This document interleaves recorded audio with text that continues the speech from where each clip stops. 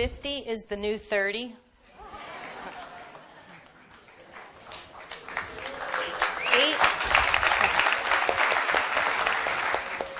Age 50 doesn't have to be a prerequisite to slowing down, nor does disease or illness have to get in the way of our dreams. Turning 50 for me was significant since I survived cancer and 3 brain surgeries.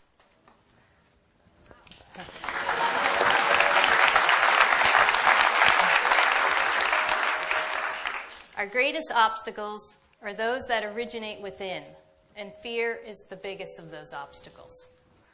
When I decided that I would run across the country, a friend of mine called me and asked if I was crazy. And I said, I don't think I am. But she went on to say, well, just have one of your sons call me to tell me what state you died in. So, I parlayed 2 big passions of mine into one bold statement. I decided to write a book, Nurses in Shape, a book to help nurses reach higher levels of emotional, mental, and physical well-being so they may better serve their patient. And I ran with this book, literally. My goal was to run from California to Florida and stop at every hospital along the way to promote the message in the book. So in October of 2009, at the age of 49, I trained like a 29-year-old. When I wasn't training, I was writing, editing, and still working 40 hours a week. So I was setting out to do something only 4 people had ever done. I was running from California to Florida along the southern United States route. Like I said, 4 people had only done it. All 4 were men. Nobody had ever done it or attempted to do it in the summer. So I thought, why not me?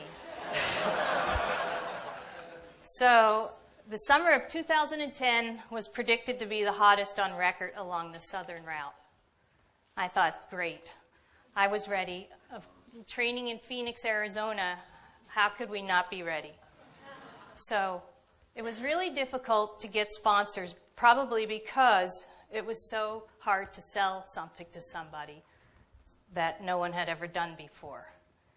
Fortunately for me, my best friend, who happens to be in the audience, came forward and purchased me a used RV, an older model. We took the RV to a local RV dealer and said, hey, will you give us a quote to get this road ready? The quote that they gave us was only $1,000 less than the purchase price. My friend looked them straight in the eye and said, no thanks, we have duct tape.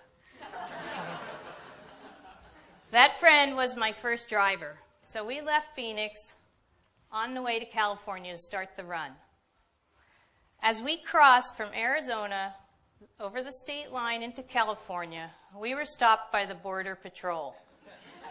They boarded our RV in search of fruit. And not just your average fruit. They were looking for fruit with stems.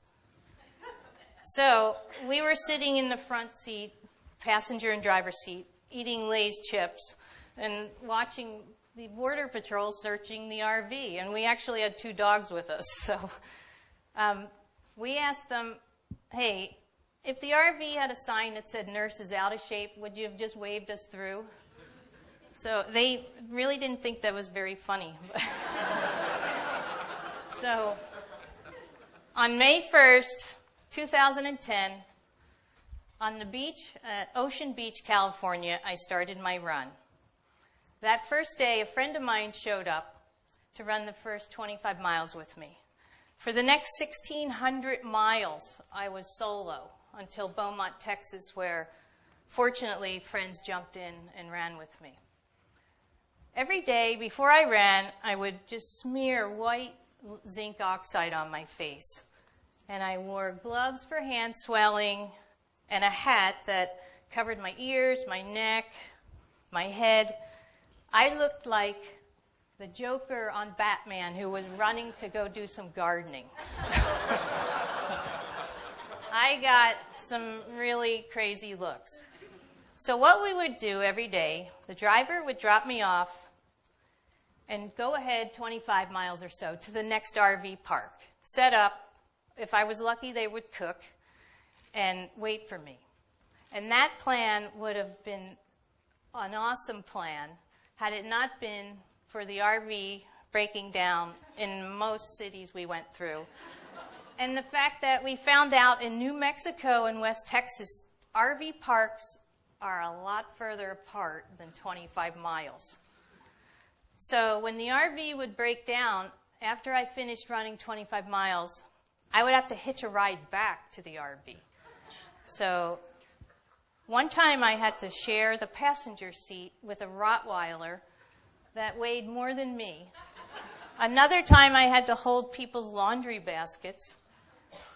One time in Texas, I had to sit in the back of a horse trailer with horses. So one day in New Mexico, the driver number 3 dropped me off. I said, I'll meet you at the next RV park. 60 miles and 13 hours later, I crawled into this park, only to find that my driver was hosting a weenie roast for all the RVers in the park. One day, I was trying to get to the Mississippi state line. That was 50 miles away. And as I was running around 3 p.m., I was practically run over on the shoulder of the road. This old, rusted, gray pickup truck practically ran me over. And she said, hey, are you that nurse running across the country? Like, yeah. She said, I passed you early this morning. I was so hoping I would see you. I just want to support you and help you. I think it's awesome what you're doing. So I brought you something. So she handed me large fry, large Coke, and chicken. Wait, the best, chicken nuggets. I didn't have the heart to tell her, oh my God, that's one not in the Nurses in Shape book. And it's not on my running diet, but after 30 miles that day, it was really good. Driver number 6 was a 75-year-old woman from New Orleans, complete with a Cajun accent. I not once understood one single word she ever said. Actually, I take that back. I did, one time. I finished running 25 miles. We were in Biloxi, Mississippi. I called her. I said, I'm done. Come get me. And in her accent, she said, could you just give me one more hour? I'm at the casino, and I am on a roll. So it was kind of a recurring theme. I was thinking, wait a minute, this is supposed to be about the runner. What happened? So in the end, I hit Jacksonville, Florida. And I had 5 miles to go. It was my final day. Almost 100 people showed up at the finish to run the last 5 miles with me. And those 100 people, there were 3 actually from Phoenix who had flown to Florida to run the last 5 miles to support me because Arizona. There were 3 nuns and several cancer survivors and a lot of nurses. And that was such an inspiration. So after 2,520 miles in 93 days, which was 13 days faster than anybody had ever run the Southern Route any time of year.